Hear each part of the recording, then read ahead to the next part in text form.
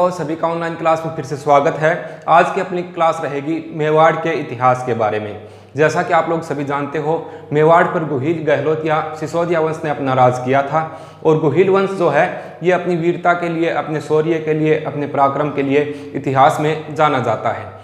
कोई भी एग्जाम हो, राजस्थान का कोई भी एग्जाम है, भले ही वो अधीनस्थ बोर्ड का हो या आरपीएससी द्वारा आयोजित कोई भी एग्जाम है, इनमें लगभग इसमें से मेवाड़ राजवंश से प्रश्न आना तय है। तो बात करेंगे आज मेवाड़ के इतिहास के बारे में। तो सबसे पहले इसके संदर्भ में कई विद्वानों के या कई इतिहासकारों के मतभेद हैं, उनको जानने का प्रयास करेंगे। बात करेंगे मेवाड़ राजवंश के बारे में और महत्वपूर्ण बातें हैं, उन सभी बातों को इसमें शामिल करने का प्रयास करूंगा। तो सबसे पहले देखते हैं मेवाड़ पर राज किया किसने? गुहिल वंश ने। गुहिल या इसी को ही गहलोत वंश कहा जाता है। गहलोत वंश इसी को ही कहते हैं। या फिर अपनी बात करें बाद में सिसोदिया वंश। सिसोदिया वंश, इन्होंने यहाँ पर यानी मेवाड़ क्षेत्र में अपना राज किया था। यहाँ पर प्रचलन में रहा वंश कौन सा है? गुहिल वंश है। अब आगे अगर बात करें तो मेवाड़ की बात कर लेते हैं पहले, या फिर गुहिल जो हैं इनके संदर्भ में एक दो बातें हैं वो बता देते हैं। गुहिल वंश ने जो राज किया उसको कहा जाता है मित्रों हिंदुआ सूरज। यहाँ के जो शासक थे इनको हिंदुआ सूरज के नाम से जाना जाता है। ठीक है, ये जो वंश था ये विश्व का सबसे लंबे समय तक राज करने वाला वंश माना जाता है। सबसे लंबे समय तक राज करने वाला वंश कौन सा है? तो क्या होगा? गुहिल वंश है। ठीक है भाई। आगे अगर बात करें, अब मेवाड़ के संदर्भ में कई छोटी मोटी बातें आती हैं, उनको देख लेते हैं। मैं एक मैप बना करके आप लोगों को बताने का प्रयास करता हूं।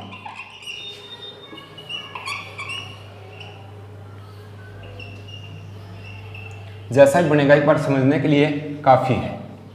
जैसे ये राजस्थान है और यहाँ पर पड़ता है अपने मेवाड़, यानी कि वर्तमान का उदयपुर मेवाड़ है। ठीक है। अब मेवाड़ जो है इसे प्राचीन समय में प्रागवाट के नाम से जाना जाता था। इसको कहते थे प्रागवाट, या अपने पढ़ते आए हैं सीवी जनपद, इसी को ही कहा जाता था, या इसी को ही मेदपाट के नाम से जानते थे मित्रों। मेदपाट भी इसी को ही कहा जाता था। ये थे मेवाड़ के प्राचीन नाम, प्रागवाट, सीवी या मेदपाट। ये सीवी जनपद तो अपने पढ़ते ही हैं। मेदपाट या मेवाड़ नाम क्यों पड़ा था? संभवतः ऐसी मान्यता है कि यहाँ पर मेद जाति के लोग जो हैं वो अधिकांशतः निवास किया करते थे, इसलिए इसे मेवाड़ या मेदपाट इस क्षेत्र को कहा गया था। अब आगे अगर देखें तो इनकी राजधानी उस समय थी मध्यमिका। मध्यमिका इसकी राजधानी थी और मध्यमिका को वर्तमान में कहते हैं मित्रों नगरी। नगरी वर्तमान में पड़ता है चित्तौड़गढ़ में। नगरी वर्तमान में कहाँ है? चित्तौड़गढ़ में पड़ता है। ठीक है, तो ये इसके संदर्भ में बातें हैं। आगे अगर देखें तो मेवाड़ के जो राजवंश हुआ है उनके पूर्वज जो थे, उनसे पहले के जो शासक थे वो कहाँ पर कार्य करते थे, वो थोड़ा इधर मैं बता देता हूँ। देखो यहाँ दिख रहा होगा, थोड़ा ऊपर लिख देते हैं। जैसे मालवा, मालवा गुजरात में पड़ता है। मालवा है। काठियावाड़, काठियावाड़ भी गुजरात में है। काठियावाड़ घोड़ों की नस्ल भी होती है काठियावाड़ी। काठियावाड़, कल्याणपुर, कल्याणपुर और बागड़, जो डूंगरपुर बांसवाड़ा का जो इलाका था वो बागड़। यहाँ पर ये लोग, इनके पूर्वज, इसके पूर्वज जो थे गुहिल वंश के लोगों के, वो यहाँ सामंत का कार्य किया करते थे। इनके यहाँ सामंत होते थे पहले वो, और वो कौन सी उपाधि धारण करते थे? वो महारावल की उपाधि धारण करते थे।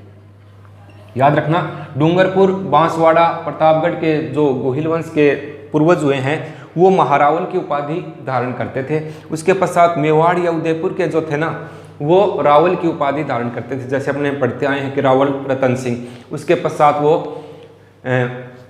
राणा की उपाधि धारण कर ली, फिर महाराणा प्रताप के समय महाराणा बन गए थे। तो यहाँ के जो सामंत शासक थे वो सामंत का कार्य करते थे और वो महारावल की उपाधि धारण किया करते थे।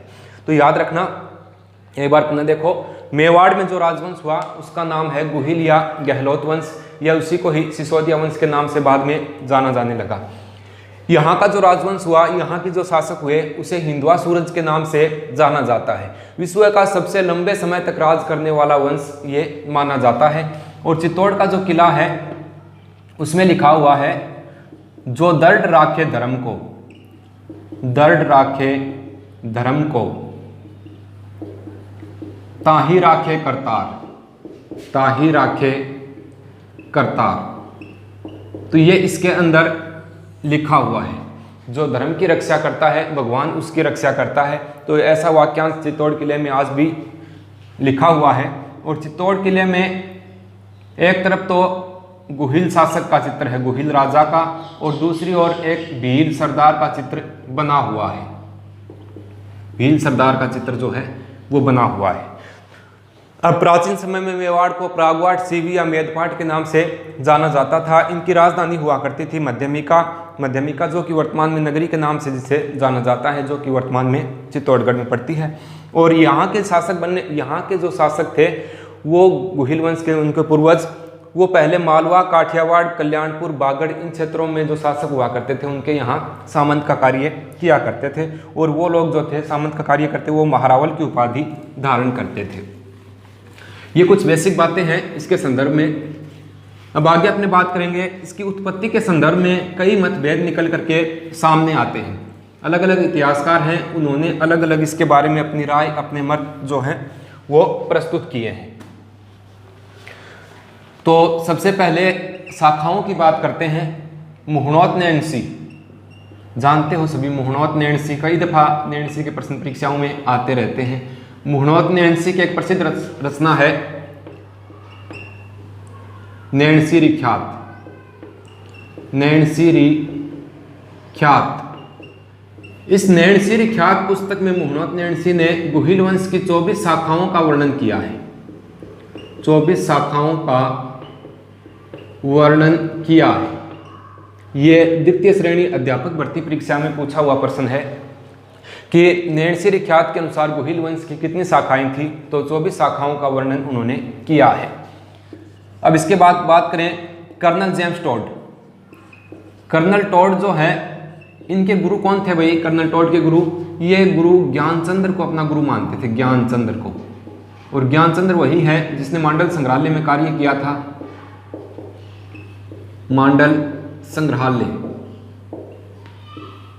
ठीक है, पुनः सुनो, कर्नल जेम्स टोड ने अपने गुरु ज्ञानचंद्र के मांडल संग्रहालय के अनुसार भी गुहिल वंश की 24 शाखाओं का वर्णन किया है। इससे सिद्ध होता है कि गुहिल वंश की कुल कितनी शाखाएं थी? 24 शाखाएं। क्योंकि नैणसी ख्यात जो पुस्तक है मुहणोत नैणसी की, इसमें भी 24 शाखाओं को बताया गया है। और कर्नल जेम्स टोड के गुरु थे ज्ञानचंद्र, इनका जो मांडल संग्रहालय था उसके अकॉर्डिंग देखें तो भी 24 शाखाओं का वर्णन मिलता है। इससे ज्ञात हो जाता है कि गुहिल वंश की कुल 24 शाखाएं प्रचलन में रही होंगी। आगे बात करते हैं उत्पत्ति के संदर्भ में, गुहिल वंश की उत्पत्ति कैसे हुई।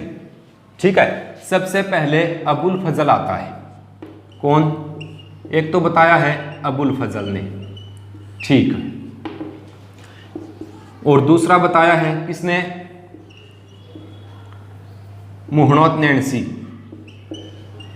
मुहणोत नैणसी और गौरी शंकर ओझा, गौरी शंकर ओझा, पंडित गौरी शंकर ओझा जो हैं, इन्होंने भी अपना तर्क दिया है। क्या बताया है वो बात करेंगे आगे। फिर बताया है कर्नल जेम्स टोड ने, कर्नल टोड ने भी इसके बारे में अपनी राय प्रस्तुत की है। Doctor VR. भंडारकर हैं इतिहासकार, डॉक्टर वी.आर. भंडारकर, इन्होंने भी अपना मत प्रस्तुत किया है।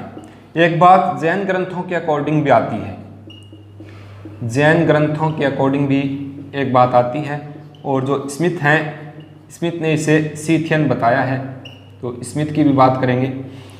तो ये कुछ इतिहासकार हैं जिन्होंने गुहिल वंश के जो शासक हुए उनकी उत्पत्ति के संदर्भ में अलग अलग मत प्रस्तुत किए हैं। सबसे पहले बात करते हैं अबुल फजल की। अबुल फजल ने कहा है कि गुहिल वंश के जो शासक थे या गहलोत वंश के जो शासक थे वो ईरान का शासक हुआ करता था। उसमें ईरान के शासक ईरान का शासक कौन था भाई? नौसेज खां। ईरान के शासक नौसेज खां आदिल के पुत्र थे या इनके वंशज हैं। अबुल फजल ने कहा है कि ईरान के शासक नौसेज खां आदिल जो हैं इनके वंशज हैं कौन? गुहिल वंश के शासक। ठीक है, क्लियर हो गई बात। नंबर 2 पे बात करते हैं। मुहणोत नेणसी और पंडित गौरीशंकर ओझा ने इसे क्या बताया है? देखो, मुहणोत नेणसी और पंडित गौरीशंकर ओझा जो हैं इन्होंने कहा है कि ये सूर्यवंशी हैं, इनकी उत्पत्ति सूर्य से हुई है। कर्नल जेम्स टॉड है, इन्होंने क्या कहा है? इन्होंने कहा कि उस समय वल्लभी पड़ता है मित्रों गुजरात में। वर्तमान में वल्लभी कहाँ है? गुजरात में। वल्लभी का शासक था शीलादित्य। वल्लभी के शासक शीलादित्य के पुत्र हैं कौन? गुहिल वंश के शासक। ऐसा कहने वाले कर्नल जेम्स टॉड हैं। और ये मत जो है ये सर्वमान्य साबित होता है उसके पश्चात। डॉक्टर VR भंडारकर ने कहा है कि ये ब्राह्मण वंश से संबंधित हैं, ब्राह्मणों के वंशज हैं। गुहिल वंश के शासक जो हैं ये ब्राह्मण वंश से संबंधित है। ठीक है भाई। जैन ग्रंथों में क्या बताया है? यही बताया है। जैन ग्रंथ जो हैं इसमें वल्लभी के शासक था, इनके अनुसार भी वल्लभी के शासक शीलादित्य के वंशज हैं।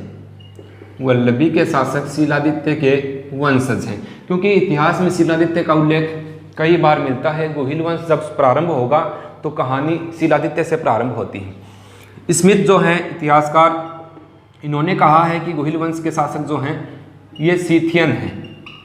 ठीक है, यानी कि विदेशी हैं ये है। तो ये कुछ अलग अलग विद्वानों के अलग अलग मत हैं। अबुल फजल ने ईरान के शासक नौसेज खां आदिल के वंशज बताया है। मुहणोत नेणसी और गौरीशंकर ओझा के अनुसार गुहिल वंश के शासक जो हैं ये सूर्यवंशी माने गए।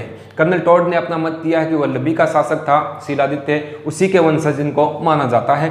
डॉक्टर VR भंडारकर के अनुसार ब्राह्मण जाति से रिलेटिव हैं। जैन ग्रंथों के अनुसार भी वल्लभी के शासक शीलादित्य का पुत्र इन्हें माना गया है। स्मिथ जो है इनके अनुसार कहा है कि ये सीथियन है, यानी विदेशियों की संतान है। तो इसमें सर्वमान्य मत जो है वो निकल करके सामने कौन सा आता है कि अपने इतिहास में पढ़ेंगे कर्नल टॉड का, और जो जैन ग्रंथों में दिया है ये सर्वमान्य मत साबित होता है कि वल्लभी का शासक हुआ करता था शीलादित्य, उसी की संतान है गुहिल वंश या गहलोत वंश के शासक जो हैं वो। तो इसको आप देख लीजिए। मुहणोत नेणसी के अनुसार 24 शाखाएं थी। कर्नल टॉड के गुरु ज्ञानचंद्र के मांडल संग्रहालय के अनुसार भी 24 शाखाओं का उल्लेख जो है वो मिलता है। बात करते हैं आगे, नेक्स्ट चलते हैं। तो ये कुछ बातें थी इसके संदर्भ में कि इनकी उत्पत्ति के संदर्भ में अलग अलग मत जो हैं, अलग अलग इतिहासकारों के अलग अलग विचार, अलग अलग उनकी राय थी। और सर्वमान्य मत था कि शीलादित्य के पुत्र ही थे। अब सबसे पहले बात करें तो नंबर 1 पे आता है, अपने पहले पढ़ना पड़ेगा शीलादित्य को। शीलादित्य को पढ़ना पड़ेगा पहले। अब देखो, शीलादित्य जो है ये शासक हुआ करता था भाई वल्लभी का। वल्लभी मैं बता चुका हूं गुजरात में पड़ता था। वल्लभी का शासक था कौन? शीलादित्य। शीलादित्य की पत्नी थी पुष्पावती। पुष्पावती जो है ये थी शीलादित्य की पत्नी। अब उस समय क्या घटना हुई? देखो, ये घटना है 524 के आसपास की, 524 के आसपास। उस समय पुष्पावती जो है ये गई हुई थी माउंट आबू। माउंट आबू में पड़ता है अंबा माता का मंदिर। अंबा माता का मंदिर जिसे अबुर्द देवी के नाम से भी अभी जाना जाता है। तो पुष्पावती उस समय यहाँ दर्शन के लिए गई हुई थी। उस समय यहाँ पर वल्लभी पर विदेशियों के द्वारा आक्रमण किया जाता है। विदेशी आक्रमण होता है, कब हुआ था? विदेशी आक्रमण हुआ था यहाँ पर 524 की घटना है ये। ठीक है, उस समय क्या हुआ? शीलादित्य जो है वो मारा जाता है और पुष्पावती जो है उस समय गर्भवती थी। ये एक गुफा में चली जाती है और इसी गुफा में इनके एक पुत्र होता है जिसका नाम रखा गया था गुहिल, या गुहिल के नाम से ही जाना जाता है। ठीक है, गुफा में जन्म लेने के कारण इस बच्चे का नाम गुहिल रखा गया था। उसके बाद यही गुहिल जो है ये मेवाड़ में गुहिल राजवंश की स्थापना करता है। गुहिल को ही नाम था गुहादित्य, इसको गुहादित्य के नाम से भी जाना जाता है क्योंकि इसके पिता आदित्य लगाते थे शीलादित्य, वैसे ये गुहिल से बन गया गुहादित्य जो कि मेवाड़ में नींव रखता है गुहिल वंश की। तो ये आक्रमण यहाँ पर हुआ था 524 के आसपास पर आक्रमण हुआ। इसके पश्चात इसके बारे में कोई विशेष घटना नहीं है, गुहिल आ जाता है। आगे अगर बात करें तो नंबर 2 पे आता है गुहिल या गुहादित्य। ठीक है भाई, ये शासक बनता है 566 ईस्वी में। ठीक, शासक बना और ये मेवाड़ में गुहिल वंश की नींव डालता है, मेवाड़ में गुहिल वंश को प्रारंभ करता है। गुहादित्य जो था इसको गुहिल वंश का आदि पुरुष कहा जाता है, आदि पुरुष या इसको मूल पुरुष के नाम से भी जानते हैं, और गुहिल वंश का संस्थापक भी इसको माना जाता है, गुहिल वंश का संस्थापक।